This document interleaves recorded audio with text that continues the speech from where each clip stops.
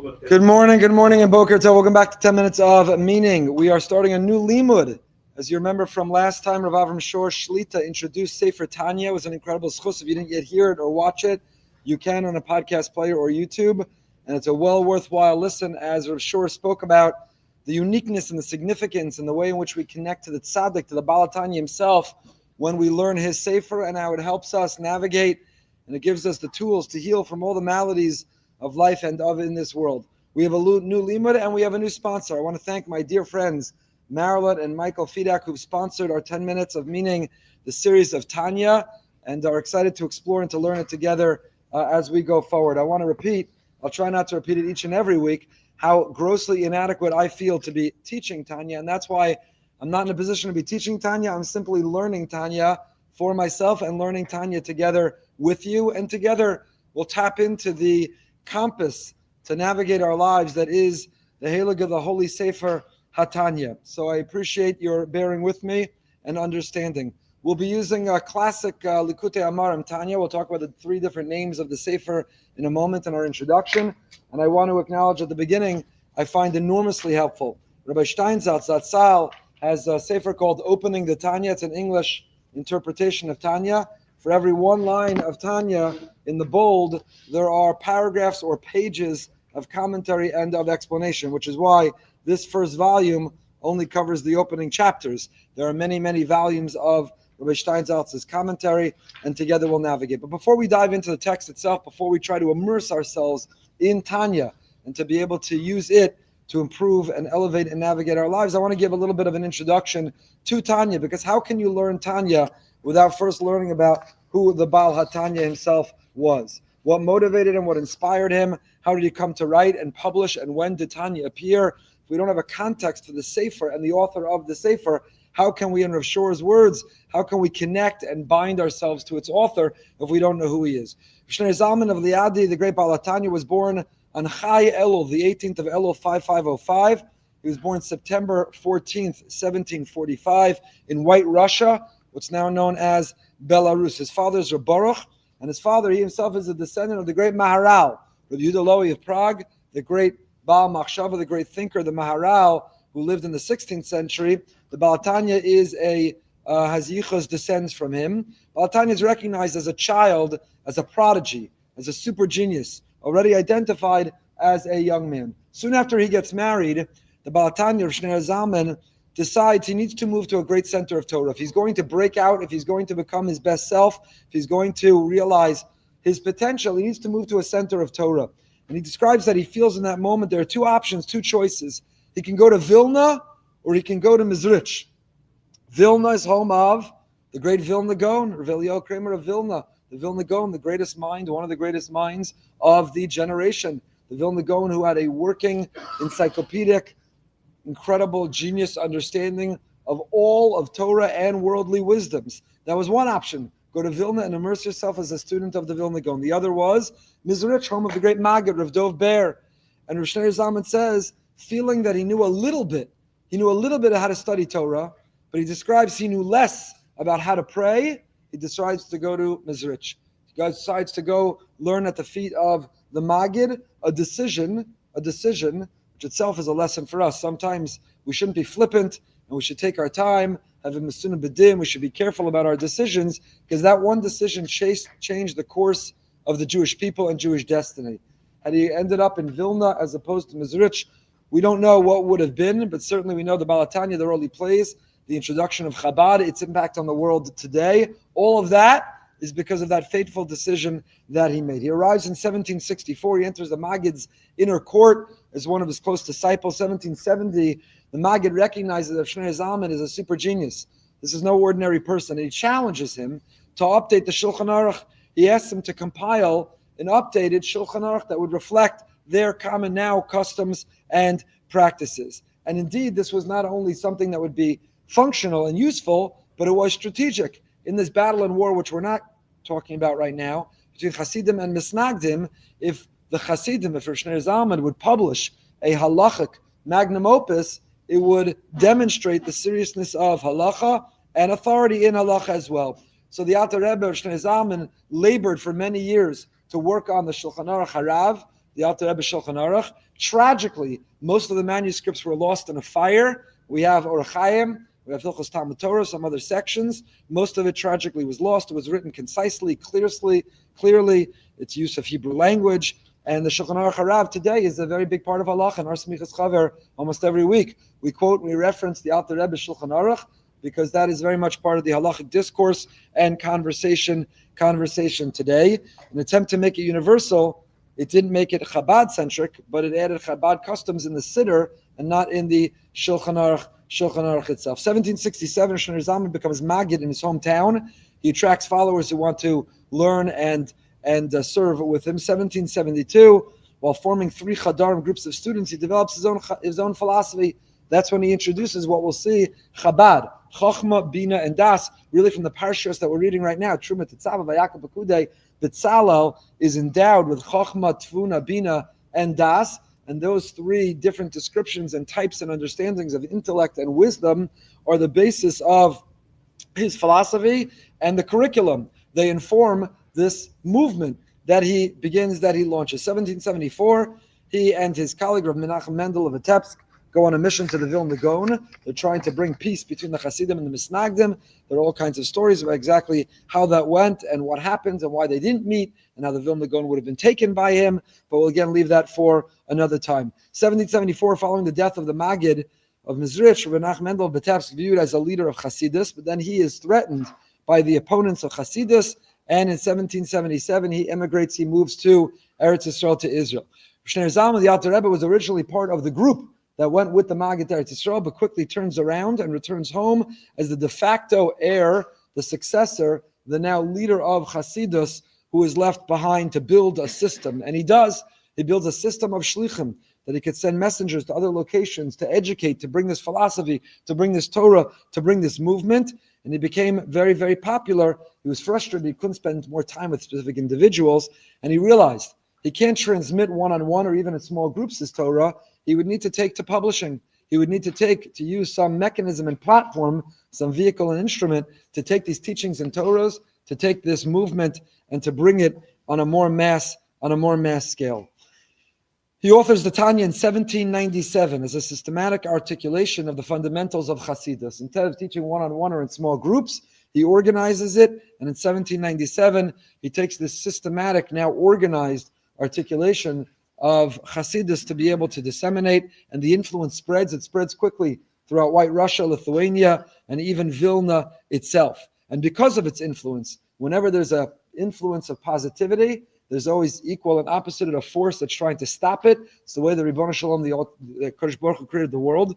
The Misnagdim inform on him to the Russian government, claiming that he had sent money to the Sultan of Turkey. When he sent Hasidim to Israel, it was in order to, in fact, fund the Sultan of Turkey, an opponent, an adversary. 1798, he's arrested with a capital crime, and he's tried in Petersburg. After the trial, he's released from prison. You may be familiar with this date, because they're farbringing everywhere, including at Boca Raton Synagogue, and that is on the 19th of Kislev, Yud-Tes Kislev, which he understood as a message from Hashem. The fact that he was, so to say, put on trial, he interpreted as his efforts and movement, and Chassidus was on trial. The fact that he was vindicated and exonerated and released on Yud-Tes Kislev, he interpreted and accepted as a message from above, from Hashem, to spread Chabad, to spread Chassidus, and indeed he gains tens of thousands of followers. Ultimately, a second accusation comes in the year 1800, and he suffers a lengthy imprisonment. And on his release, that's when he moves to Liadi. In 1812, Napoleon invades Russia. The Alter Rebbe is among the great opponents of the French conquest. He's concerned with the emancipation and that freedom, the influence, assimilation that it could lead to. Very prescient. He understood and sees what others didn't at the time. And as the French advanced, he had to flee in 1812. He dies in a remote village, and he's buried in a nearby town and village as well. The Tanya, the sefer we're about to learn together, there's a lot more to say, obviously, that I left out. That is in 5 minutes, 6 minutes, a little overview of the Baal Tanya's life. So this sefer has 3 names to it.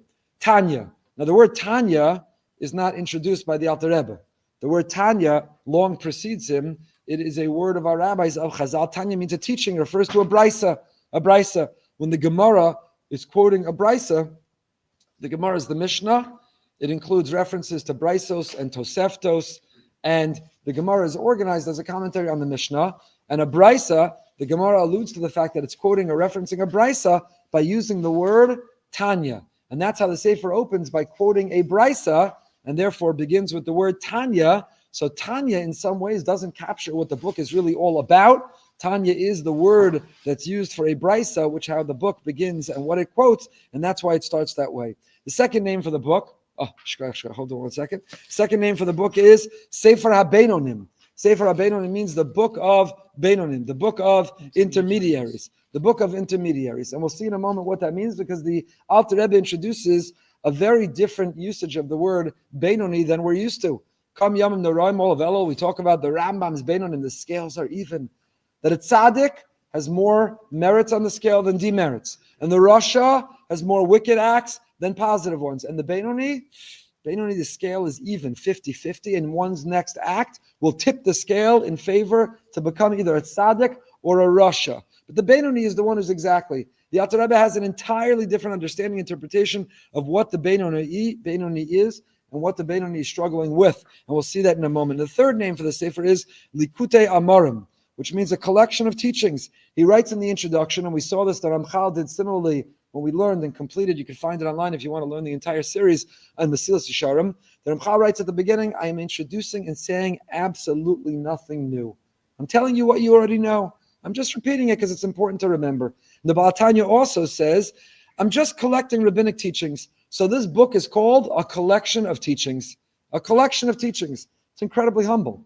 It's novel. It's groundbreaking. It's revolutionary, his sefer. It changes the world, but in humility, he introduces it and even titles it as Likutei Amarim. It's just a collection. It's just a collection of teachings. So what's the purpose of Tanya? Why does he put out his sefer of Tanya? And you see on the cover, Likutei Amarim, a collection of teachings. Tanya, Brisa, the opening word, which is Perek Aleph, how it begins. Tanya, Mashbi and Oso. We'll get into the text and probably next week. What is the purpose? What is the goal? What is the mission of Tanya? It doesn't delve into specific problems, but it delves into the root of human failing. It doesn't diagnose or address specific maladies or poor judgment or poor habits, but it gets into the core and the root. It diagnoses where they all come from, which when one goes to a doctor, you can focus on the symptoms and you could treat symptoms, but an excellent doctor doesn't treat symptoms, treats illness.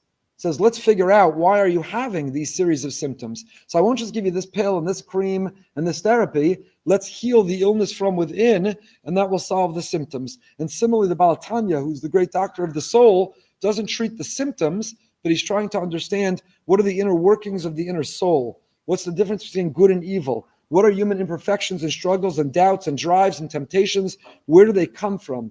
And if we can heal that underlying core illness, then we'll see the symptoms fall away. Mesilas Yesharim is written to be learned chronologically. We studied it, and those midos are built in steps. So you have to learn or grow or try to master one before you move on to the next one. Zehirus and Zrizus and Nikias and all of them. Tanya is written very differently. It can be worked on simultaneously. I'm a novice. As I said, we're learning it together. I'm not teaching it. But those who really know it and whom I've learned it with, from Rabbi Tauger, whom we're privileged to have locally, to Rav Avram Shor in conversations, the mastery of Tanya may choose to sit and learn with someone not in order.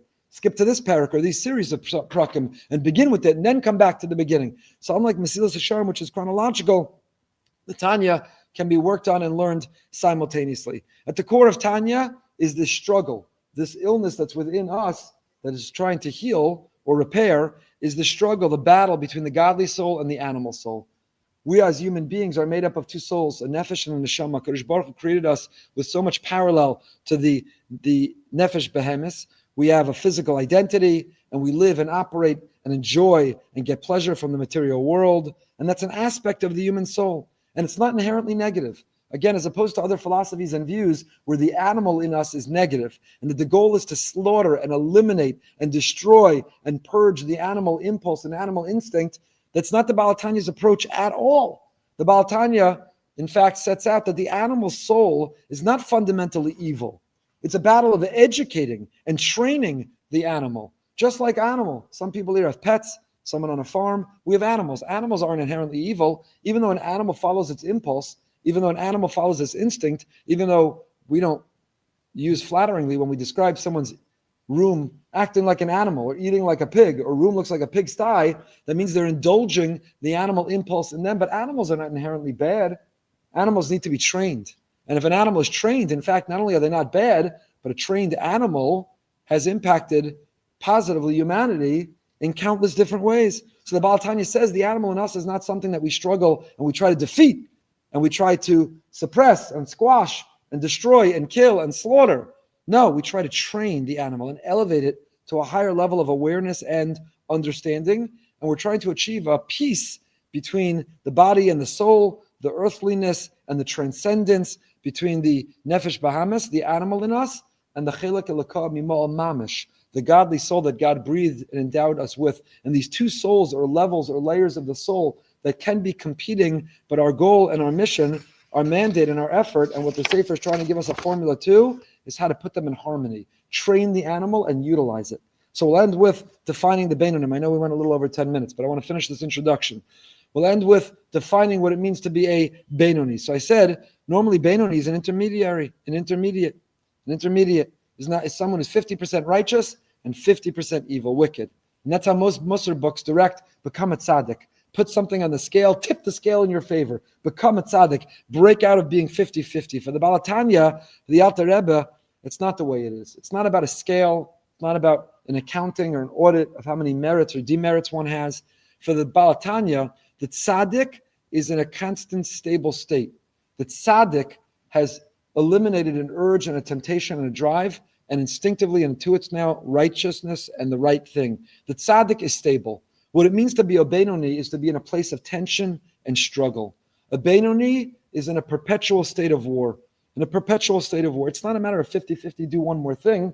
The Beinoni can be doing everything right, Baal Tanya writes. The Beinoni could be doing everything right. The whole scale can be tipped, what we would call a tzaddik, and yet the Baal Tanya calls such a person a Beinoni. Why? What makes them a Beinoni is that they're in a state of war and it's a struggle. That it's not something that's been conquered or it doesn't come naturally. There's a struggle and a tension that's taking place. How do we win that battle? So Baal Tanya is going to explain, we achieve perfection in the garments of the soul, which are thought, speech, and action, even if not in the essence of the soul itself, even if not in transforming the essence of the soul, but like we're wearing garments, the soul has garments, and those garments are dibur, machshava, and maisa, thought, speech, and action, and it's in those areas, by harnessing those, that we can perfect the soul. The Beinonim identify and recognize that undesirable lusts and thoughts and doubts come from within a component of ourselves, and we may not have the power to uproot it totally. And their presence within us is not tragic, and it's not categorically bad. It's like we spoke about last Shabbos Shuvah, IFS, internal family systems, the idea of the self and the idea of parts, which the Baal Tanya was well ahead of his time.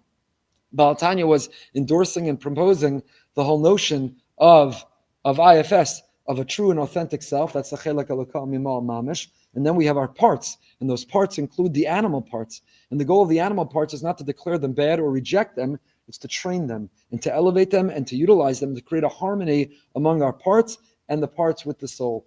The Beinoni is the hero of Tanya. The hero of Tanya.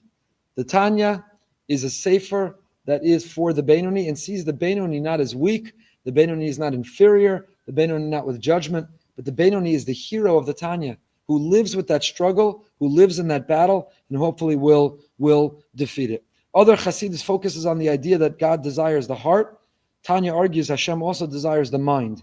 And without the mind, the heart is useless. You have to have joy and enthusiasm, but you can't be emotionally superficial. So, and that's Chachma, Bina, and Das, which we're going to get into. The structure of the Sefer, it's made up of 5 prakim, 5 sections, I should say. Sefer HaBeinonim, Sefer HaYichud VeEmunah, Igeres HaTshuva, Igeres HaKodesh, Kuntrus Achron. It was published originally, Tanya was published anonymously and had 3 parts.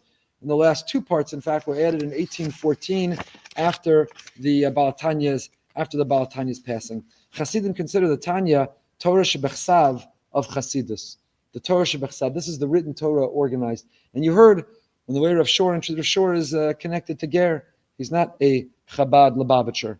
And yet for all Chassidim, and not only Chassidim, Tanya is for all of us, Chassid and not Chassid. however one identifies, Ashkenazi and Sephardi, whatever minyan you daven at BRS on Shabbos morning of our 8 minyanim, Tanya has something to say for all of us in healing our soul. Thank you for indulging me a little extra this morning as we gave our introduction. And with that, Amir Hashem, next week, we'll begin to dive into the text itself of Tanya.